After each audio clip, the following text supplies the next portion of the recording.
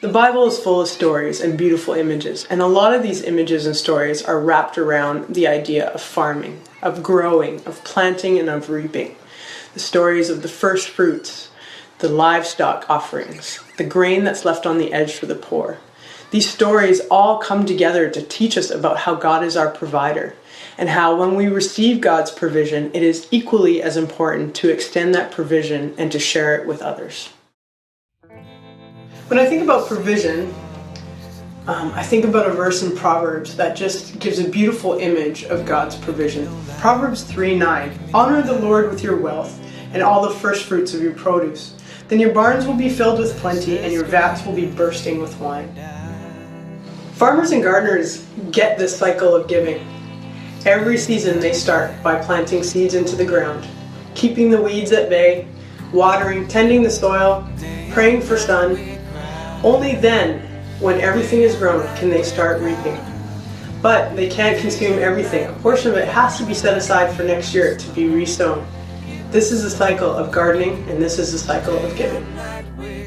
When I read passages in the Bible like Proverbs 3, it just reminds me of a God that makes big promises. This beautiful imagery that we find of a barn bursting with the first fruits and vats overflowing with wine is an example of God's provision and love for us. God makes these promises out of love. Giving is central to growth, and giving is central to love. Today in society, we can be very disconnected from how our food gets to our table.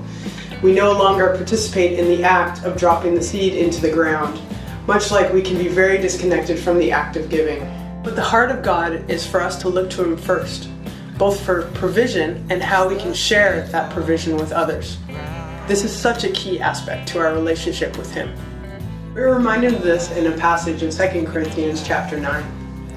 The point is this: whoever sows sparingly will also reap sparingly, and whoever sows generously will also reap generously. Each one must give as they have decided in their heart, not reluctantly or under compulsion, for God loves a cheerful giver.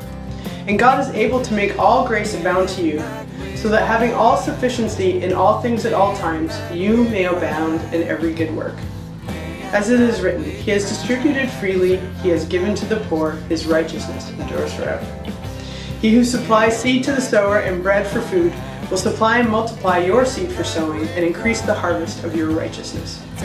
You will be enriched in every way to be generous, in every way which through us will produce thanksgiving to God.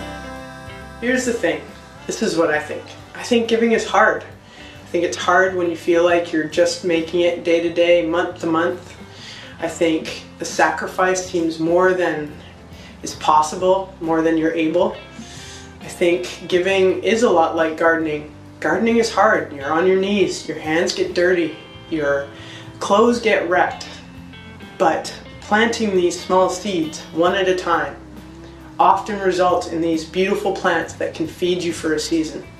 And I think sometimes giving is like that. No matter how small, it gets planted somewhere, it takes root, and it blesses other people.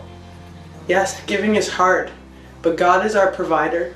He has provided for us yesterday, today, and tomorrow, and He will continue to provide for us.